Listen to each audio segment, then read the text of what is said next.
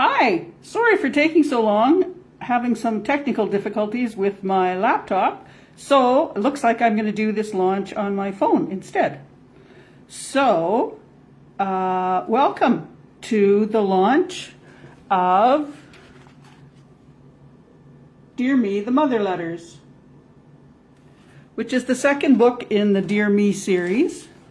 The first one was Dear Me, the Widow Letters, which came out in 2018. Dear Me, the Mother Letters is the second in the series and just came out about a couple of weeks ago. So, like I say, sorry, I'm having laptop issues, so we're doing this on the phone. So hopefully it's going to work okay. So hello, welcome to this virtual launch for Dear Me, the Mother Letters. My name is Diane Young, and I am the editor and publisher of this book. First off, in the spirit of reconciliation, I would like to acknowledge that I'm speaking to you from Martensville, Saskatchewan, which is in Treaty 6 territory. Treaty 6 encompasses the traditional lands of the Cree, Dene, Nakota, Saulteaux, and Ojibwe nations, and the homeland of the Métis Nation. We are all treaty people. Death can be a difficult topic. If at any time this presentation gets to be too much for you, for whatever reason, I understand if you need to leave. This launch is being recorded and will be up on my website if you would like to come back to it at a later time. A special welcome to the mothers who have letters in this book. I really appreciate you sharing your personal experiences with me. Before I get into the how and why of this book, I want to honor the children whose deaths brought about the letters in this book. So I'm just going to move again. Sorry, this is going to be a little different on my phone, but here we go. I am going to have a candle for each child. And I'm going to, their lives were bright and short, like the lighting of a match. So I'm going to light a candle for each one, tell you their name and their age.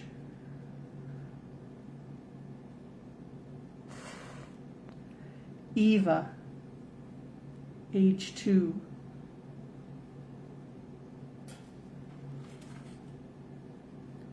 Thomas, 24.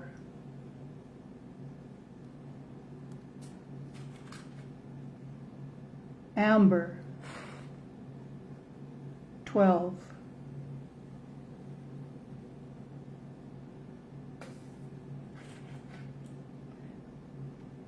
Garrett, 8.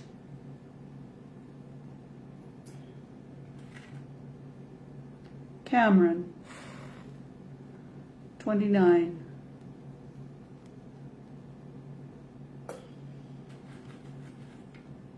Thomas, 14.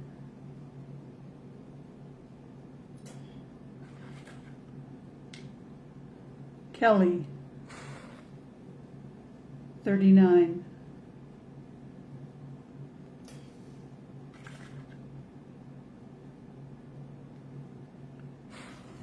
Trip, 5 days.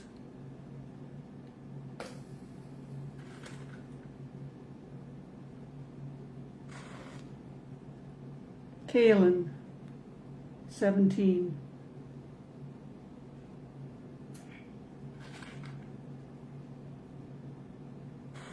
Ava, 5.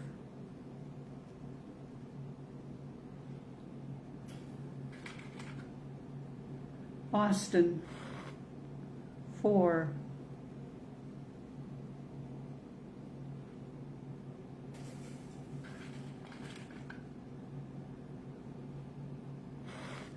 Justin, 20.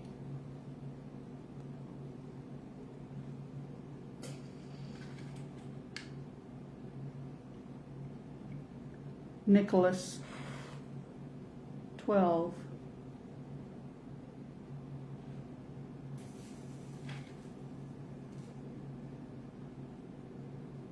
Fatida, in utero.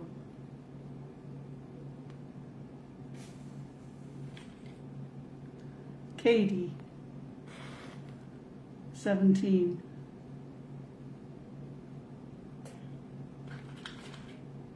Aaron, 30.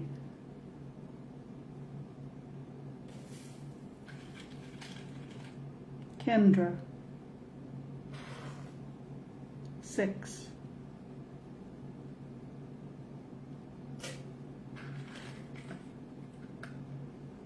Alex,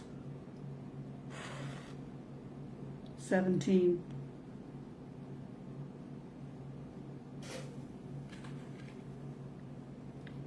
Jacob, 2.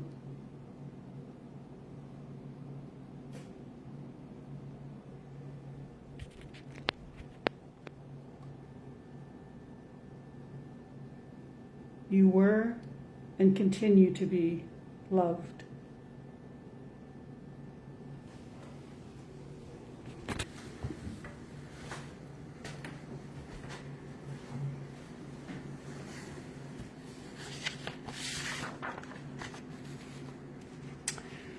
One more thing before I start talking about the book. I'll be giving away one copy of the book tonight. To get your name into the draw, all you have to do is comment. You can say hi, you can make a comment, whatever you like. After the launch, I will put all the names into a hat and draw one. I will contact the winner for their address and post the winner's name on this page. Also, if you have any questions tonight, feel free to put them in the comments. I will try to answer them at the end of the presentation.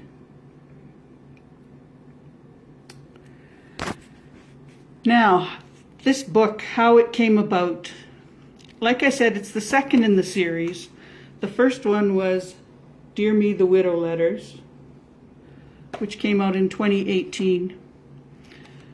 The preface of Dear Me, the Mother Letters explains how it came about. So I think that's the easiest way to explain it. So I will just read the preface from Dear Me, the Mother Letters. I'm one of the fortunate ones. I've never experienced the death of a child. But after the death of my husband in 2014, I put together Dear Me, the Widow Letters, a book in which I and 19 other women each wrote a letter we wished we could send back in time to our newly widowed selves. It was healing for me to write that letter, in part to see how far I had come. And it was comforting to read other widows' letters. In each one, I found something that was similar to my own journey. I also found differences, though, which broadened my understanding of the diversity of grief. After hearing from widows and others how much they appreciated the book, I decided to expand the idea and start a new conversation. I asked mothers who had experienced the death of a child of any age from pre-birth to adult the same question I had asked widows. If you could send a letter back in time to your newly bereaved self, that overwhelmed, devastated woman, what would you say? The letters are full of anguish and grief, but are also full of love and resilience. Death is an uncomfortable topic in our culture, and that is unfortunate, because those who are grieving often want to talk, need to talk, but are discouraged from doing so. This book offers bereaved mothers a chance to say what is on their hearts, and others a chance to hear it. If you've experienced the death of a child, I hope you find comfort in these letters. You will undoubtedly find similarities to your own grief journey. If you're one of the fortunate ones like me, I hope you gain insight into the experiences of grieving mothers, and may you never have to travel that dark road yourself. And it ends with a quote from Elaine Pagels. Those who have not suffered the loss of a child often say, "I can't imagine how you felt, what that was like." I can hardly imagine it either, even having lived through it. So that's the beginning of the book. Excuse me.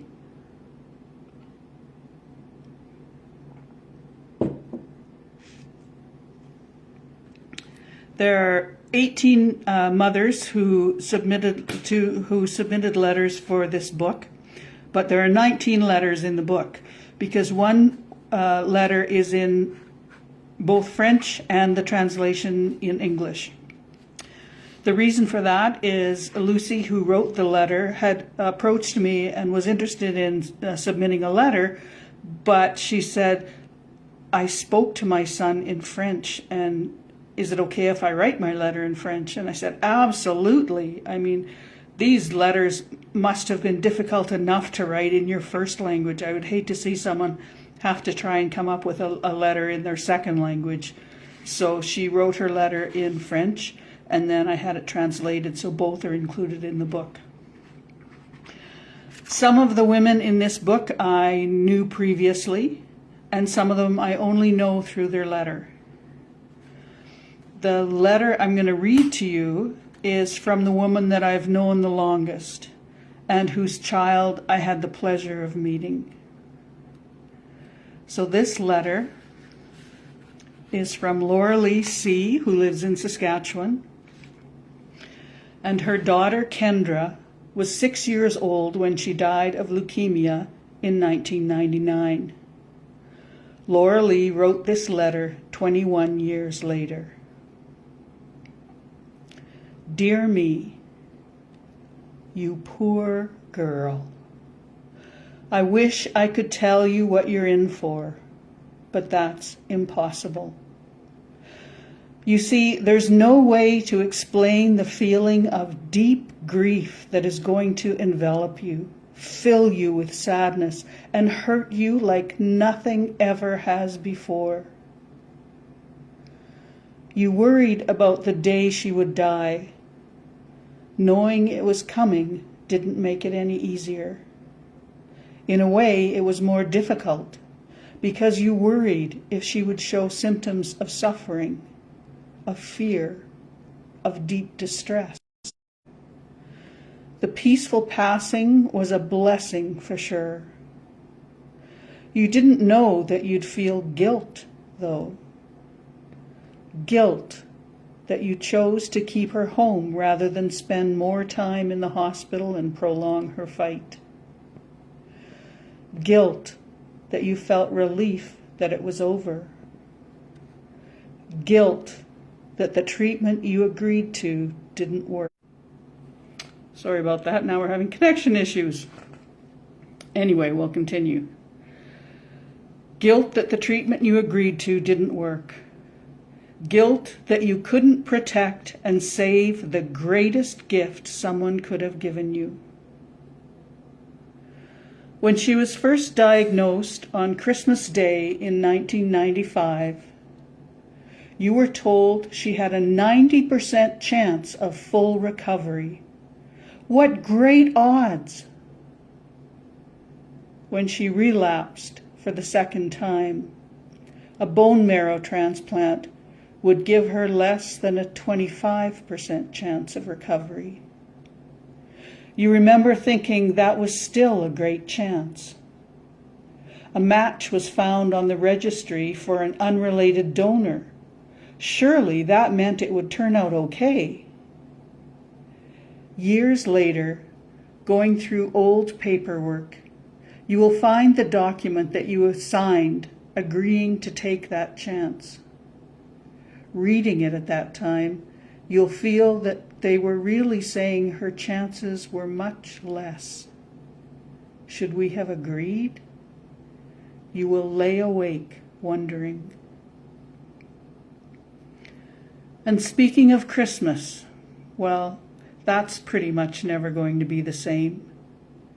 In fact, the months from September to January are going to be a write-off. September was the final relapse. October was her death. November, her birthday. And December was the first diagnosis.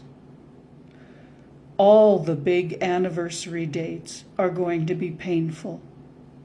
You're never going to get over it. Some dates are much worse, some not as bad. The first year is filled with sympathy from friends and family. That will decrease as time goes on, but the feelings you will have do not. There are going to be reminders everywhere, and they often come at unexpected times. The first time you hear a little girl cry, "Mama," at the hospital. When you see her friends grow up and become adults. When you find a tiny toy tucked away. Some will make you cry, but sometimes you will smile instead. Don't be surprised when you get angry. You will be so angry. This disease took 4 years of your family's normalcy away, then robbed you again when she died. This disease teased you with empty promises, false hope, and positive percentages, then roared back in and took them all away. Eventually you will grieve for the teen you didn't get to shop with, and the woman who you never got to meet. But when you dream of her, she's your little girl. You will meet new people, leading to the eventual question, how many children do you have? Should you say 2 and explain that your daughter has died, leading to uncomfortable silences? Do you discredit her existence by saying 1? The compromise you make is forming the answer, our son is X number of years old, if the person is someone you will unlikely have another encounter with. Don't worry though. As the years go by, this question comes less, and when it does, you will say 2. After being strong for so long, you won't know how to let it go. The time will come when you'll feel incredibly weak, lost, depressed, and so sad. Yet you'll keep on going as that's what you feel is expected. You're told time and time again how strong you are. You feel you have to live up to that. You're told how I could never have done that by so many. You wish you had been told you had that choice. Where was that paperwork to sign? There was no choice. You had to be there for her. Slowly, you'll adapt to your new role and let that protective barrier down. You will enjoy life again, and the days with smiles and happy memories will outnumber the days of tears and grief. 20 years later, you'll remember tiny details and have forgotten some of the resentment. You will have formed friendships with other mummies from the same club that help you through the rough times. You will feel fortunate that you had those extra hours lying in bed reading books, watching Barney and Land Before Time videos, playing Uno. Then, one day, you will really appreciate what you still have more than what is no longer. You will be okay. Love, Laura Lee. Thank you for that letter, Laura Lee. And to all the mothers who wrote letters for this book. As I mentioned, there was 18 women who wrote letters, so there was 19 letters, including the one in French and English. But there's one more letter in this book, and that's the afterword. One thing I asked the mothers was for each of them to give me a suggestion of something that was helpful to them or that was not helpful to them, something they would suggest for other people who might be supporting someone who is going through this tragedy themselves. So I put their ideas together in one final letter in the afterword, and I will read that to you now.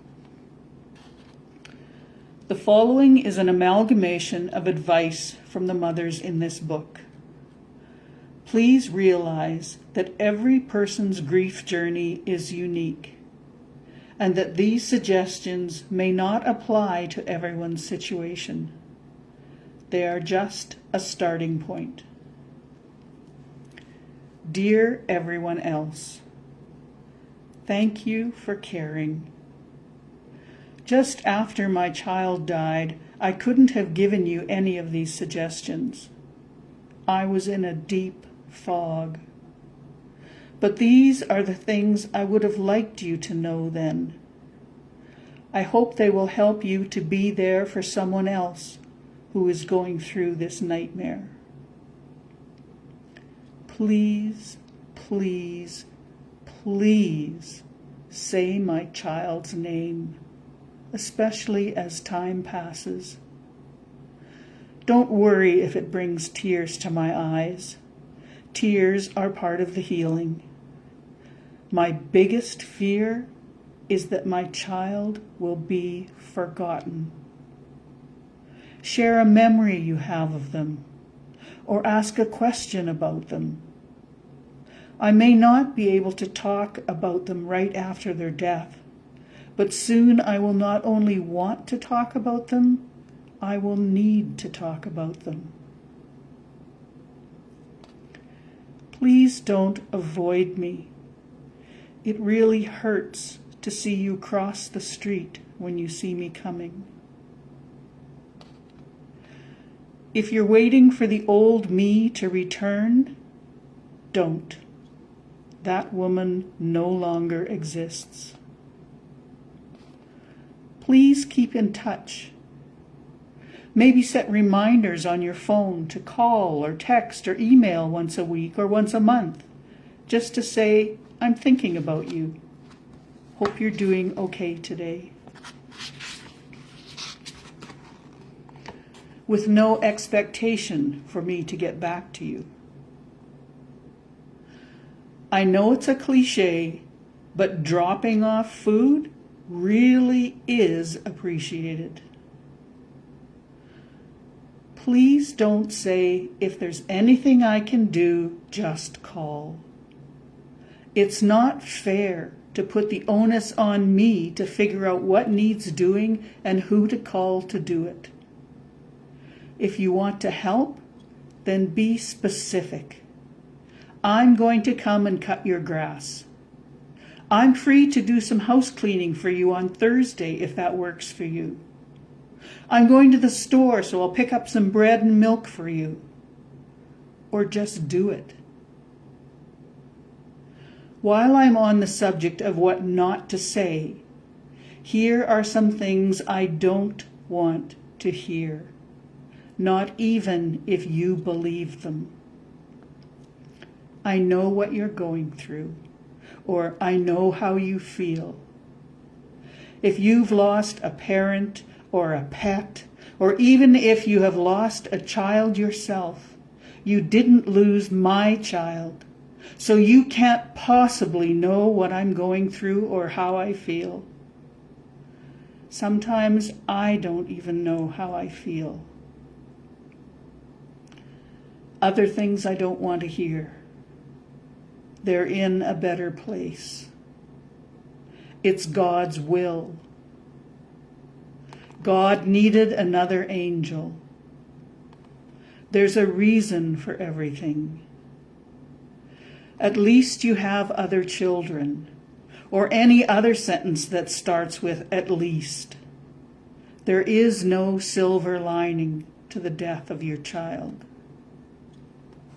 You can always have another baby. You don't know that. And even if I can, it sounds like you're dismissing the loss I have just suffered. Things I would like to hear. Can I give you a hug? Mind you, now that's not so much, but it will come again. Do you want to talk? I'm free to listen, but only if you mean it. Do you want to go for a walk? Or a drive? Or ice cream? Get comfortable with being uncomfortable with my grief. Allow me to sit in my pain. Just listen. Don't try to make me feel better. You can't. Reach out to me on my child's birthday or on the anniversary of their death. A simple, I'm thinking of you today, is appreciated. You might not know what to say or do when you see me, or worry that you're going to make it worse. My child is dead. You cannot make it worse. And I don't know what to say is an honest response. Believe me, it's much more important to be present than to be perfect. Love me.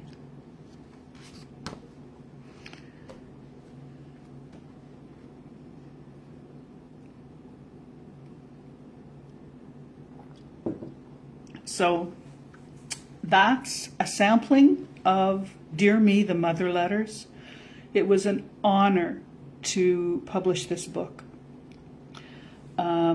If you're interested in reading more of the book, it is available at McNally Robinson in Saskatoon. It's also available on Amazon and Kobo and at my online bookstore. The easiest place to find the links for any of those places is to go to my website, which is dianeyoung.ca, and that's Diane with 2 N's. Let me see if I can scroll through and see if there's any questions. Or if you have a question, now would be the time to type it in real fast.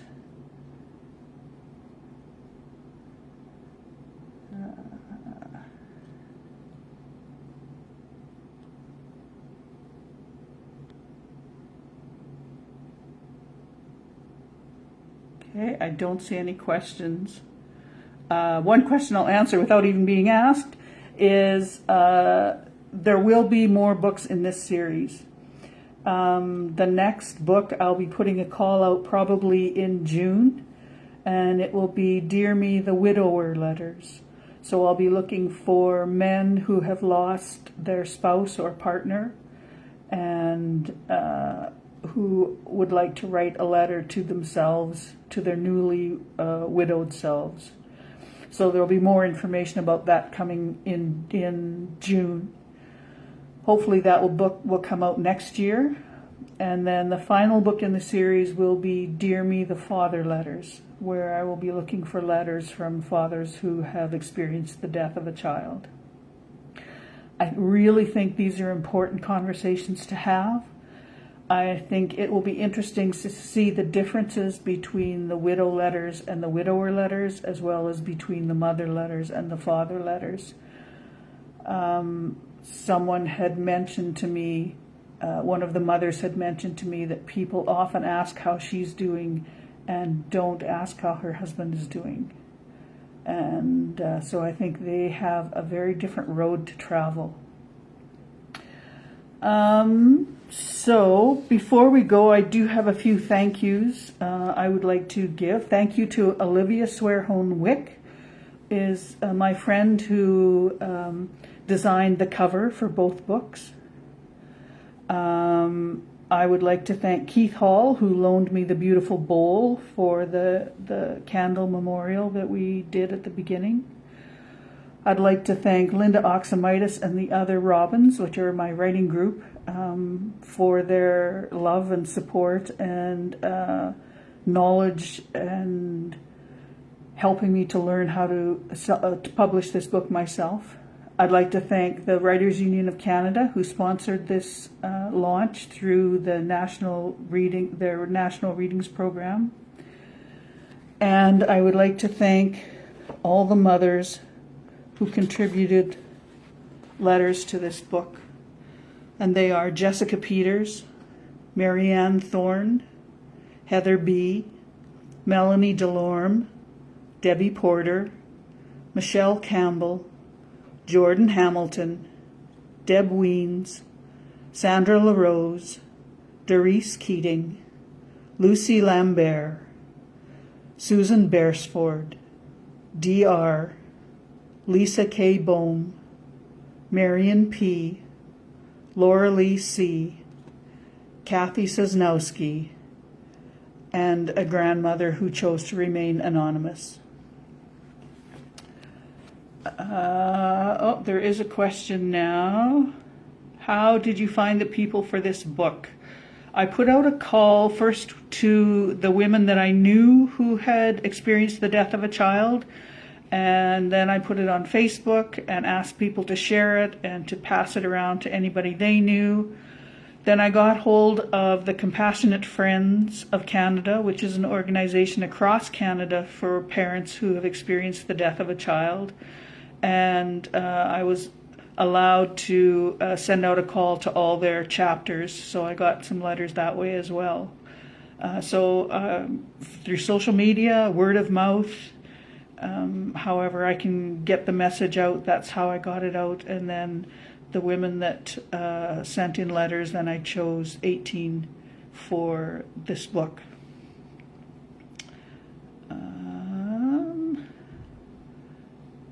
All right, I think that's everything. Thank you again for coming and helping me launch this book. A little different launch than I've had in the past. More serious, more heart-wrenching, I guess is a good way to put it, but important nonetheless. Thank you for being here as well. And I think that's everything. So don't make sure to put your name in the comments, and once this is done, I will, because I'm doing it myself, I can't do it at the same time, so I'll have to shut off the video, and then I will gather all the names and draw a name, and somebody will get a copy of the book for free. So anyway, thank you again for being part of this launch. I appreciate your support, and thank you again to the mothers and to all those who love and support them. Thanks. Bye-bye.